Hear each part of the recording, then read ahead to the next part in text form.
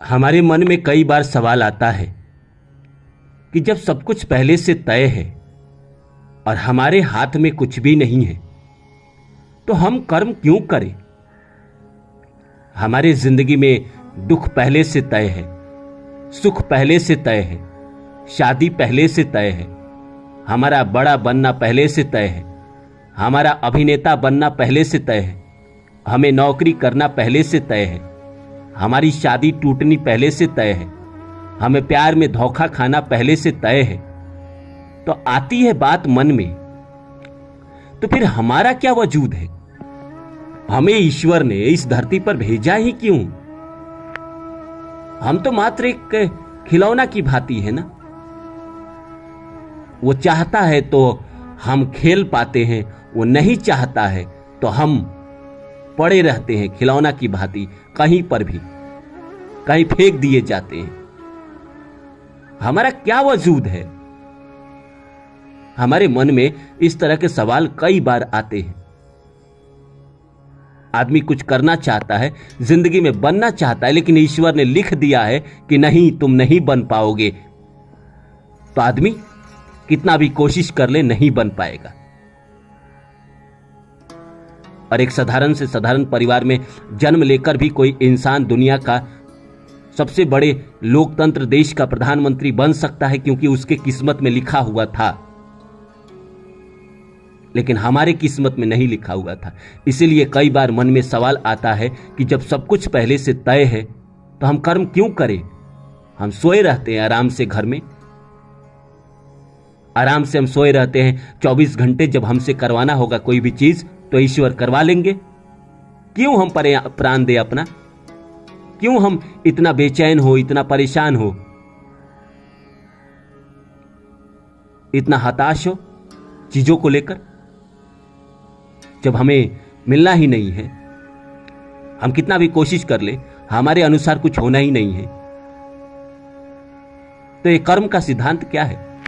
और क्यों कहा भगवान कृष्ण ने गीता में कि कर्म पे तुम्हारा अधिकार है, कर्मण्येवाधिक अधिकारे। लेकिन मैं तो इस जिंदगी में देख रहा हूं कि सब कुछ अपने आप घटित हो रहा है। मैं जो करना चाहता हूं वो नहीं होता है, बल्कि वो होता है जो पहले से तय है। लाखों लोगों की शादियां टूट रही है, क्या ये पहले से तय था? लाखों लोग रोज मारे जा रहे हैं, कहीं बम ब्लास्ट हो जा रहा है, तो कहीं कुछ तो कहीं कुछ।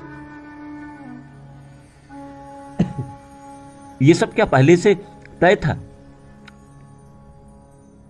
इतने लोगों की जिंदगी नरक के समान है, लाखों लोग सड़क पे भीख मांग रहे हैं, क्या ये सब भी पहले से तय था? अगर ये सब पहले से ही तय था तो हमारा सवाल बस इतना है कि हम कर्म क्यों करें। लॉसे का एक सिद्धांत है। लॉसे कहता है कि तुम बस करता हो, जो हो रहा है अपने आप हो रहा है, अपने आप घटित हो रहा है। चीजों का घटित होना स्वाभाविक है, तुम बस उसके कर्ता हो। तुम्हारे हाथ में बस इतना है कि तुम कर्ता का हिस्सा बनो या ना बनो। लेकिन मेरा सवाल यह भी है, लॉसे जैसे इस बात को लेकर जैसे कहता है कि तुम कर्ता बनो या ना बनो,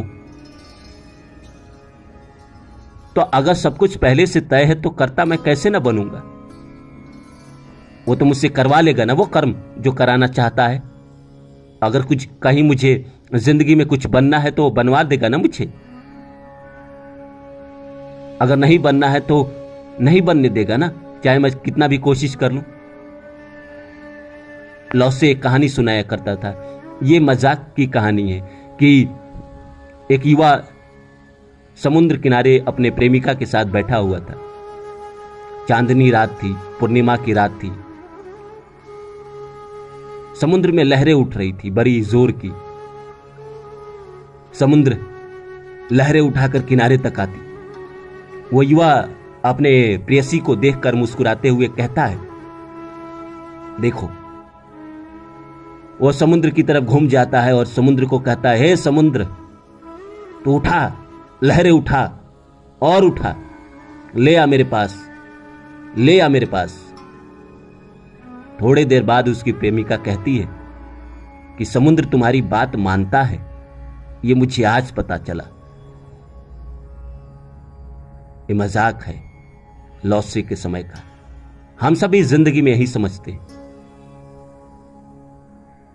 हमें लगता है कि हम सब कुछ कर रहे हैं, बल्कि नहीं, वो तो लहरे का स्वभाव है उठना और किनारे आना।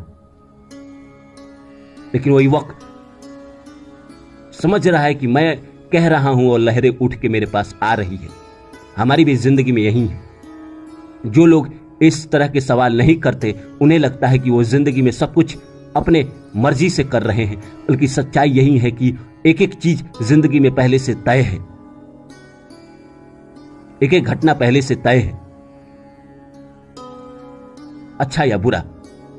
लेकिन मन में हमारे यही सवाल आता है कि जब सब कुछ पहले से तय है तो हम क्यों कर्म करें? क्यों करें कर्म? हम जो होना होगा वो हो जाएगा, जो नहीं होना होगा वो ना होगा। और जब सब कुछ पहले से तय है तो कोई इंसान गरीब और कोई इंसान अमीर, कोई राजा कोई रंग क्यों पैदा हो जाता है? मन में कई बार इस तरह के सवाल आते हैं और इस तरह के जवाब नहीं मिलते, इसका जवाब नहीं मिलता। तो आइए इस वीडियो में इस सवाल का जवाब ढूंढते हैं और बताते हैं आपको क्यों कि सब कुछ पहले से तय है तो हम कर्म क्यों करें। तो नमस्कार दोस्तों, मेरा नाम है रानू बाबू और जैसा कि सभी जानते हैं आप कि मैं आपके लिए कहानी, कविता और मोटिवेशनल वीडियो लेकर आता हूं। इसी श्रृंखला में आज लेकर आया हूं जब सब कुछ पहले से तय है तो हम कर्म क्यों करें।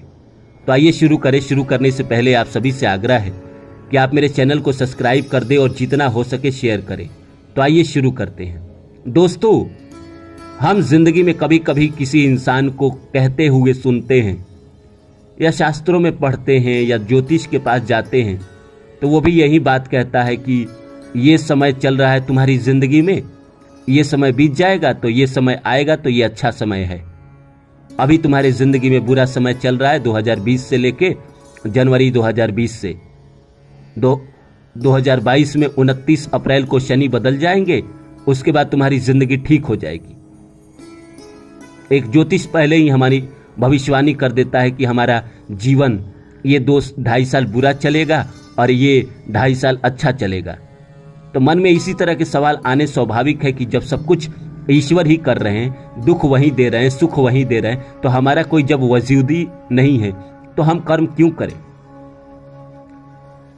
देखिए, मैंने आपको पहले की वीडियो में भी बताया था, आज भी बताऊंगा। 2 तरह की हमारी जिंदगी होती है। एक तो कुछ चीजें पहले से फिक्स है, जैसे आपके जीवन में बड़ा इवेंट पहले से फिक्स है। जैसे मान लीजिए आपका जन्म लेना, आपका मरना, आपका मान सम्मान, आपकी किसी शादी होगी, आपका किससे प्यार होगा, आपका दिल कौन तोड़ेगा, आपकी शादी कब टूटेगी या आपके बच्चे कब होंगे, इस तरह की चीजें तो हमारे जीवन में पहले से तय है। तो रही कर्म की बात। कर्म वो है जो, देखिए, अगर आप इस बात को समझिए, अगर सिंपल रूप से कहे तो आप कुछ करते ही नहीं, वहीं लॉसे की बात आ जाती है, तुम बस करता हो। लेकिन जैसे मान लीजिए किसी भी इंसान को कोई नौकरी मिलनी है तो प्रकृति ही उससे कर्म कराती है। आपको लगता है कि आप कुछ कर रहे हैं, गलत लगता है। प्रकृति ही उससे कर्म कराती है। प्रकृति ही उसको एक इंस्टीट्यूट में ले जाती है, वहां उसको पहले तैयारी कराती है। तैयारी कराने के बाद उसको समझाती है, सिखाती है, पढ़ाती है और उसके बाद एग्जाम में बैठाती है और वो एग्जाम पास कर लेता है। एग्जाम तो पास करना उसके नसीब में था, लेकिन यहां तक पहुंचने तक वो कर्म जो किया वो भी प्रकृति ही कराती है। सब कुछ प्रकृति ही कराती है। और सिंपल सी बात है, अगर भगवान कृष्ण की गीता में अगर बात सुनेंगे, जब अर्जुन पूछता है कि मैं कर्म क्यों करूं प्रभु, मैं भी चला जाता हूं ना ऋषियों की भांति, जाके हिमालय में बैठा रहूंगा, तपस्या के भांति लीन हो जाऊंगा, मोक्ष को प्राप्त कर लूंगा। क्यों करूं कर्म? मैं युद्ध क्यों करूं? क्यों मारूं अपने ही पितामह को? क्यों मारूं अपने ही भाइयों को? तो भगवान कृष्ण कहते हैं देखो पार्थ, तुम कुछ ना कुछ तो करोगे, या तो कर्म करोगे या फिर नहीं करोगे, या तो तुम भोजन करोगे या तुम भोजन नहीं करोगे, दो ही चीज करोगे। लेकिन भोजन करना भी एक कर्म ही है और भोजन ना करना ये भी एक कर्म ही है, दोनों कर्म ही है। तुम्हारे हाथ में कुछ नहीं है, तुम कर्म करो या ना करो। तुम्हें लगता है कि आराम से मैं घर में बैठ जाऊंगा, नहीं करूंगा कर्म, तुम्हें यही लगता है ना। तुम मेरे वीडियो में सवाल करते हो कि कर्म ना करूं तो क्या हो जाएगा, जब पहले से तय है। आपको क्या लगता है कि आपका घर में बैठना भी एक कर्म ही है, वो कराया जा रहा है आपसे। जो लोग काम कर रहे हैं वो भी एक कर्म ही है, जो लोग आराम कर रहे हैं वो भी एक कर्म ही है, दोनों कर्म है। आराम करना भी एक कर्म ही है, तो आराम कराया जा रहा है आपसे। काम कराने का भी एक कर्म ही है, वो काम कराया जा रहा है आपसे। आप जानबूझ के कुछ नहीं कर सकते, या तो आप भोजन करिएगा या नहीं करिएगा, करने का कर्म करिएगा या नहीं करने का कर्म करिएगा, या तो सोइएगा या तो नहीं सोइएगा। तो नहीं सोना भी एक कर्म ही है, उसके लिए भी आप एफर्ट लगाइएगा ना। नींद आएगी तो आपको गाना सुनना, सिनेमा देखना, इस तरह चीजें करके आप नींद को भगाएंगे। प्यार करेंगे तो भी एक कर्म ही है, प्यार नहीं करेंगे तो भी एक कर्म ही है। नहीं करने का भी एक कर्म है और करने का भी एक कर्म है। दिल टूटने का भी एक कर्म है और दिल न टूटने का भी एक कर्म है। कर्म तो आपसे कराया जाता है। आपको लगता है मैं कर्म न करूं तो क्या, आपको लगता है, ऐसा सोच आपके अंदर इसीलिए डाला जाता है ताकि अभी आपका कर्म का समय नहीं आया है, अभी आपके आराम का समय चल रहा है, आपको आराम कराया जा रहा है। जो भी सिचुएशन आपके लाइफ में घटित हो रही है, चाहे वो अच्छी हो चाहे बुरी हो, वो सब कुछ पहले से तय है। आप बस उसके कर्ता हैं। आपको लग रहा है कि मैं क्यों करूं कर्म, वो क्यों करूं कर्म भी वो इसीलिए कराया जा रहा है क्योंकि अभी आपके कर्म का समय नहीं आया है। और जैसे आएगा आप एक्टिव हो जाएंगे, फिर आप बाद में कहेंगे कर्म करते समय मैंने कर्म से प्राप्त किया। इसीलिए इस गलतफहमी में मत रहिए कि आप कुछ करते हैं। आप आराम से बैठे रहेंगे, लेटे रहेंगे, और लेटे रहने का भी एक कर्म है जो आपके नसीब में लिखा गया है। इस समय से लेकर इस समय तक आप कर्म नहीं करेंगे, आराम करेंगे। वो आराम करने का भी कर्म आपको दिया गया है, इसीलिए आप आराम कर रहे हैं। दुख भोगने का भी कर्म दिया गया, इसीलिए दुख भोग रहे हैं। सुख भोगने का भी कर्म दिया गया, इसीलिए सुख भोग रहे हैं। प्यार करने का भी कर्म दिया गया, इसलिए प्यार कर रहे हैं। दिल टूटने का भी कर्म दिया गया, इसलिए दिल टूटने पर आप रो रहे हैं। तो उम्मीद करता हूं मेरी बातें आप लोगों को अच्छी लगी होगी। फिर मिलता हूं किसी और वीडियो में, तब तक के लिए नमस्कार। और हाँ, अगर आपके मन में कोई सवाल रह गया हो तो आप कमेंट में जरूर पूछ के बताइए।